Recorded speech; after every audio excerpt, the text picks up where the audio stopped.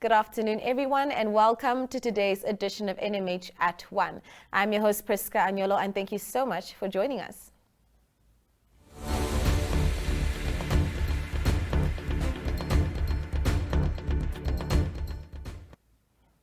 Leading the news today, of course, is the easing of COVID restrictions, with most Namibians breathing a sigh of relief that things are slowly returning to normal.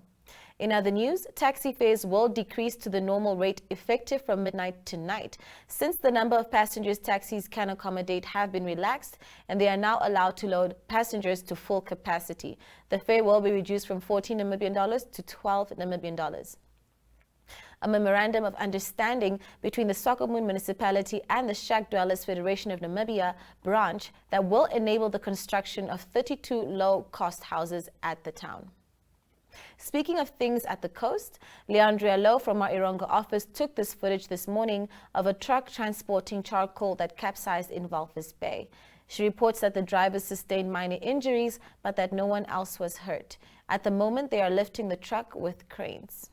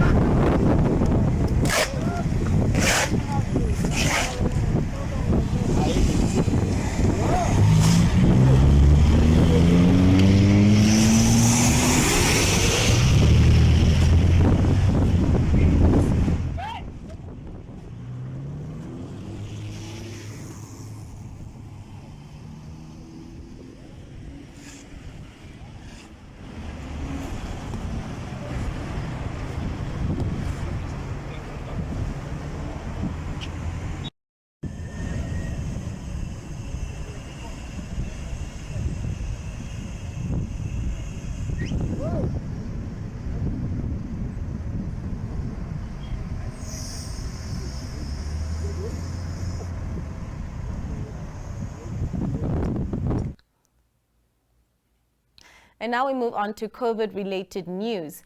The number of people in quarantine in Namibia due to COVID-19 increased from 938 last Wednesday to 1,145 on Tuesday, the 20th of October. These figures are expected to decrease significantly after the decision that no travelers, including Namibian citizens and permanent residents with a valid negative test, have to be isolated or tested from today onwards. Our map shows the total number of people in quarantine in each region by Monday, as well as changes over the last 6 days.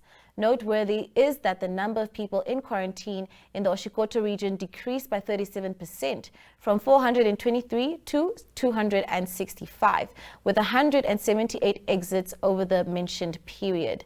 This indicates that the battle is being won in a hotspot close to Oshakati. 170 people entered quarantine in the Omaeke region and 162 in Kunene, where 141 persons were, however, discharged again. The group of 26 quarantinees in Kavango would have reached their 7th day in isolation by Tuesday. In Karas region, only 4 people were discharged. And now we move on to our first video insert for the day. In our first video insert of the day, the Executive Director of the Ministry of Environment, Forestry and Tourism, Theophilus Ngitila, speaks about how Namibian aims to respond to climate change through capacity building efforts and supporting entrepreneurship ventures. Over 216,000 people are expected to benefit from the project, which is also estimated to create close to 3,000 jobs. Esther Kamati, our correspondent in Ochiwarongo, submitted this clip. On issues related to addressing and internalizing the impact of climate change, and also introducing new ways of how community can adapt to the impact of climate change and also enhancing their resilience. Ladies and gentlemen, I will really like to highlight a few points where this project will focus. First of all, I would like to state here that this project is one of the most important projects that has been developed by Environmental Investment Fund of Namibia, jointly with the Ministry of Environment and Forest and Tourism. And the two institutions were successful to securing funds from the Green Climate Fund, aiming at really enhancing the capacity of our community to be able to cope with the impact of climate change. The project focuses on institutional and the capacity development of organizations that work with local communities. So it will be very imperative for this project to ensure that local community-based organizations are strengthened, their capacity are built, and also local institutions like regional council are also supported to deliver service to communities. Secondly, it will focus on ecosystem-based enterprises. That means it will identify a number of activities that will focus on entrepreneurship based on natural resources. So it's incumbent upon us to ensure that these key two components of projects are actually implemented. They are very important, especially the second one, where we need to diversify the aspect of resilience.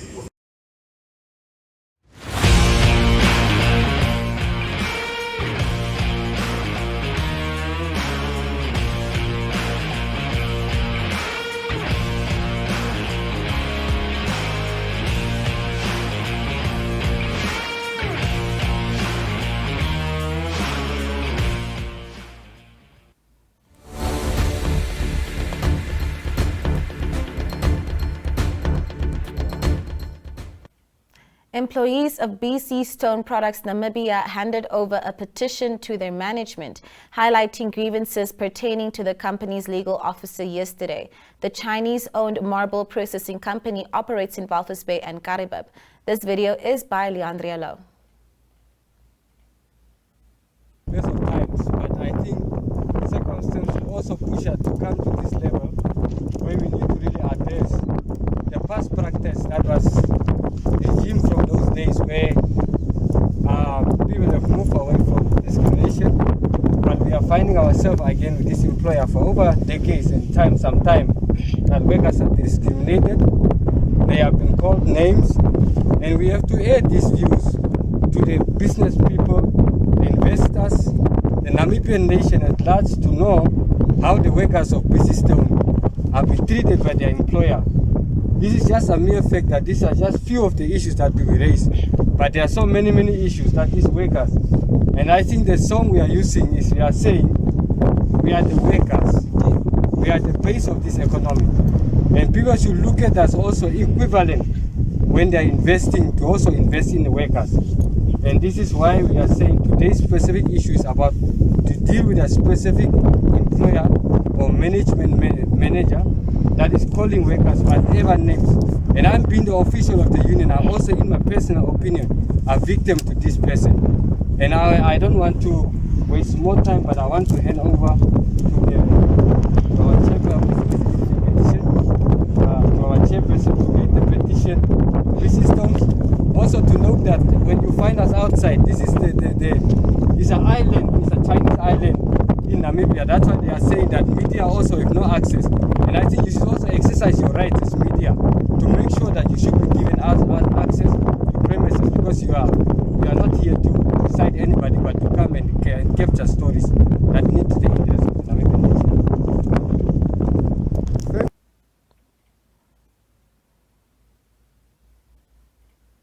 Steffi Balsa of the Allgemeine Zeitung spoke to Waltraud Fischer, the Chief Executive Officer of the Namibia Scientific Society, about Bright Minds. The initiative aims to connect young Namibians to exchange new ideas. Do take a look.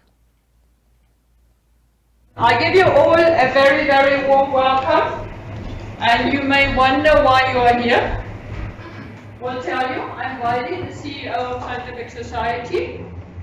And if you talk Scientific Society, we are talking expertise, and maybe this is already one reason why you are here. This is Wiley, and we have this very special event where we invite young Namibians who have a lot of expertise to meet, to connect, to network, to create an opportunity where they can share their thoughts, where they maybe can work together, can come up with new projects, maybe some friendships. You never know what comes out of such meetings.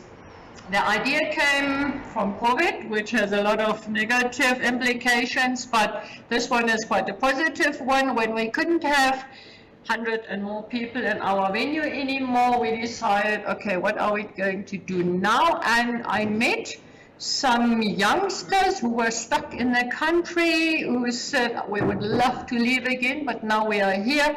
How can we join others? Where can we meet? And I thought, wow, let's bring them together. For the first meeting, we had some 40 youngsters. There was Mr. Lefa, you all know, the great taxi, Gweri Sox, an IT professor from Yunnan, quite a number of people from the tourism industry, especially someone from Brazil, someone that had lived in China, someone that came from the States, being left behind, cannot move on, and finding new ideas. There were some entrepreneurs, and afterwards we found that groups were formed, connections were built, and the good thing was they came from various cultural backgrounds, they had various occupations. I feel that there is a lack of opportunities in Windhoek where you can meet other like-minded people in a safe environment and go beyond your own comfort zone. So this was the aim. It was such a success that we compiled the profiles. Everyone could have a virtual coffee during lockdown and build on new concepts.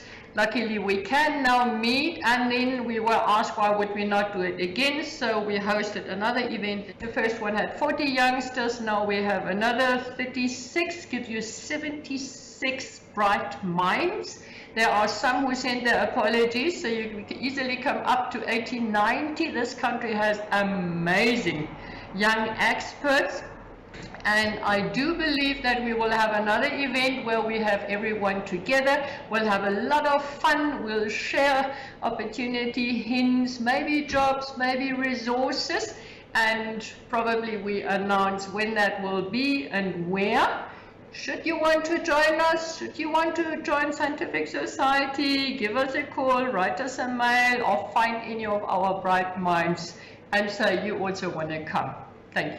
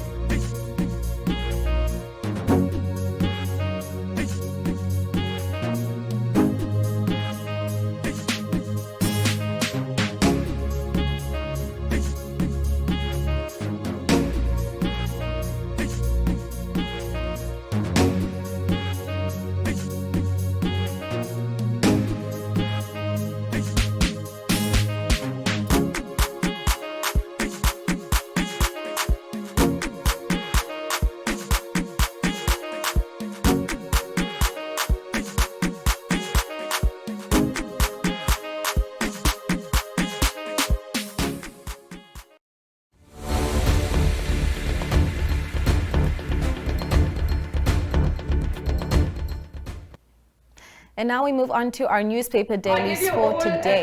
very Leading full Republican profile. today, President Hage And you Geingob says the only way to prevent a second wave of COVID-19 infections is for Namibians to adhere to regulations and to take personal responsibility for their own and others' health.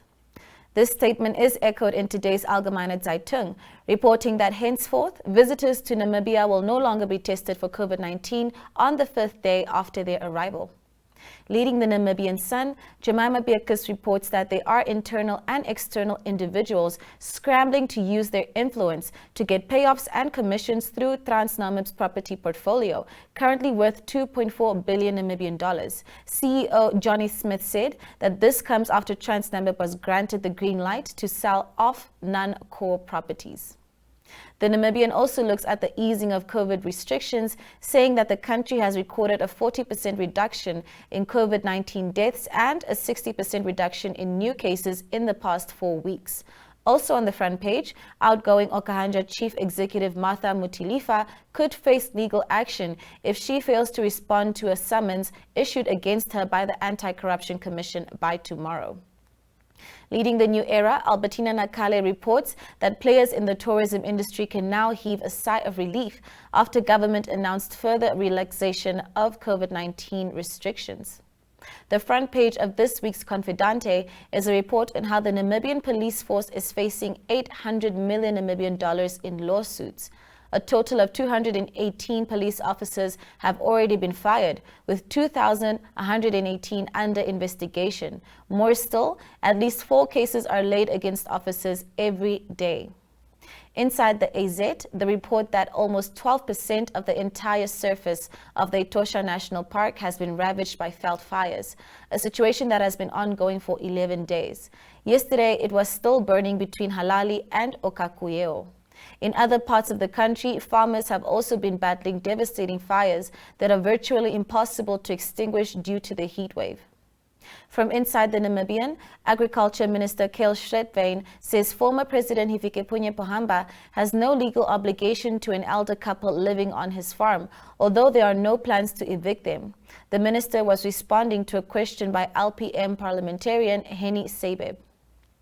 From inside the New Era, the report that Health Minister Kalumbi Shangula announced that his ministry will deploy additional health workers, especially to ports of entry.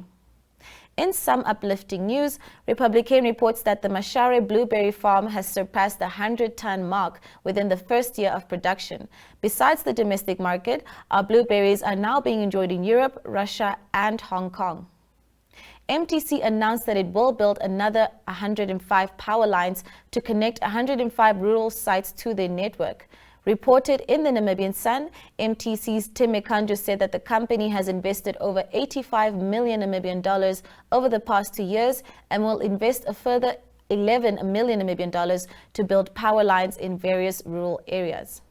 In today's Market Watch segment in NMH Dailies, Jo Marie Duddy reports that more than 10% of businesses that participated in a survey are considering closing down because they will not be able to return to full operations. More than a quarter of businesses surveyed had to retrench employees, and a further 8% plan to follow suit within the next 2 months. And now we move on to our interview section for today, where Okhone Tlhache speaks to Titus Shivute from the Blood Transfusion Service about the current state of the blood stock. Do take a look.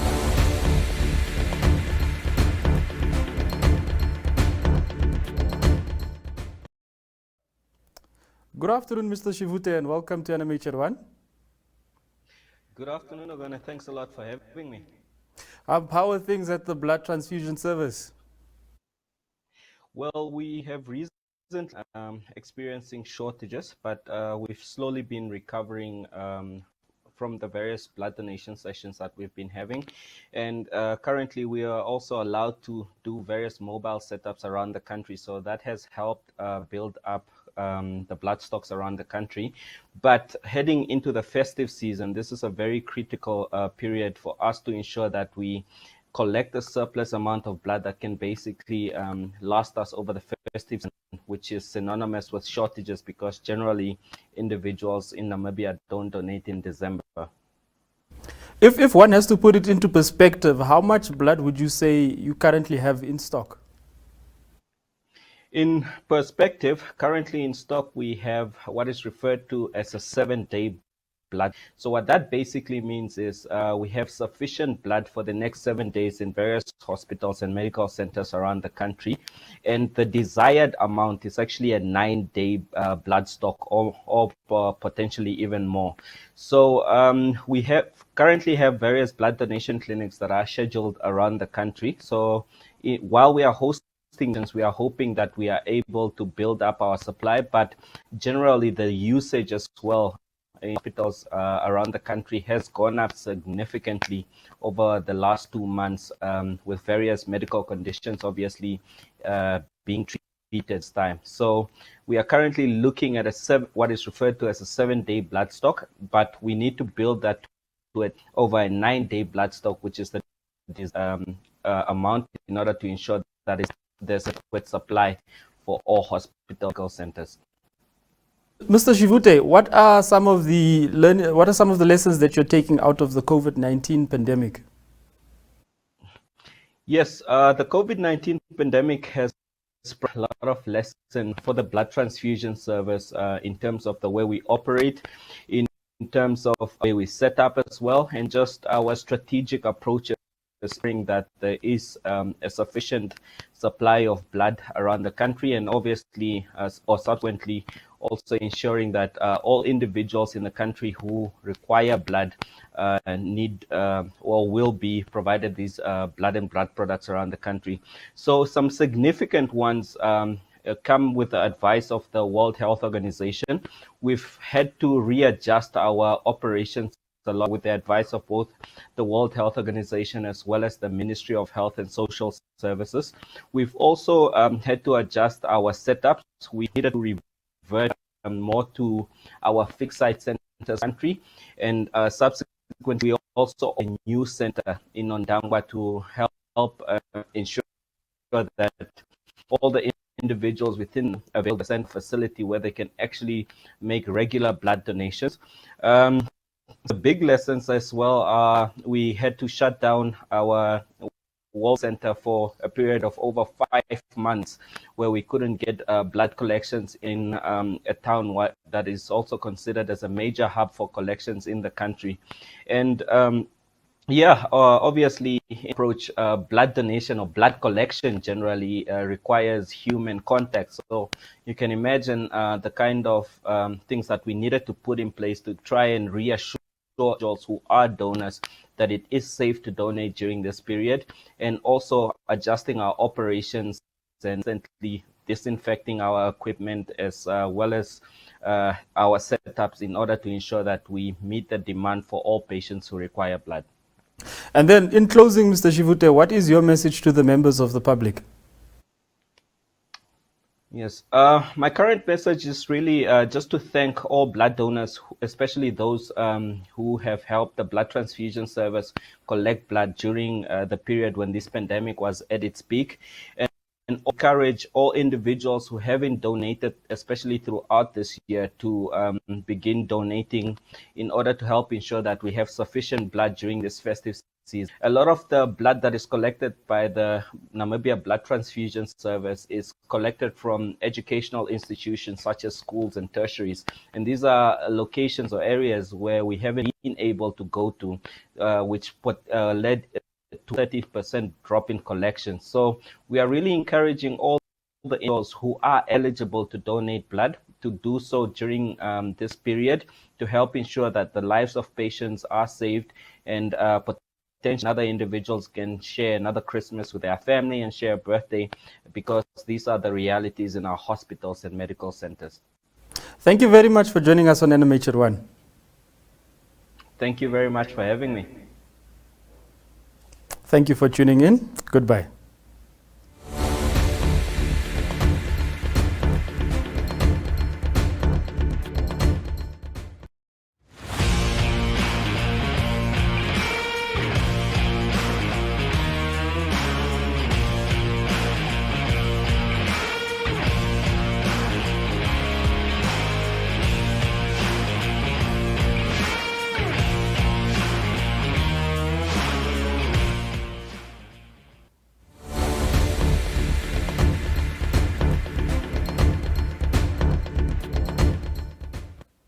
And that is all for today, folks. I've been your host, Priska Nyolo, and thank you so much for joining us on NMH at 1.